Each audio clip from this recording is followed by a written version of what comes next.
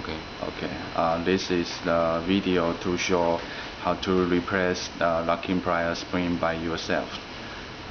First of all, you have to release the screw.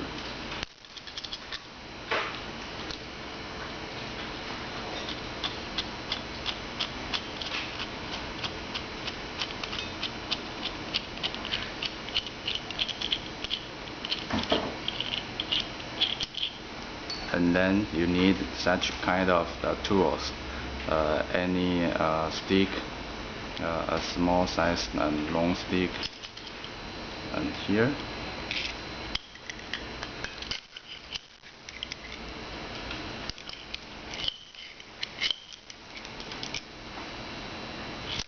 See? And then you just put the new one.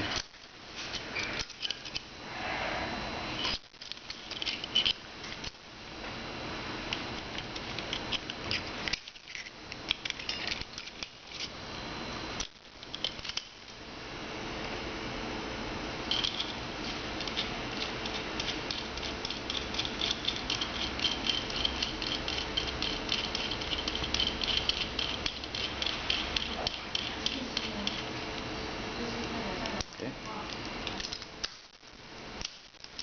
Easy, right?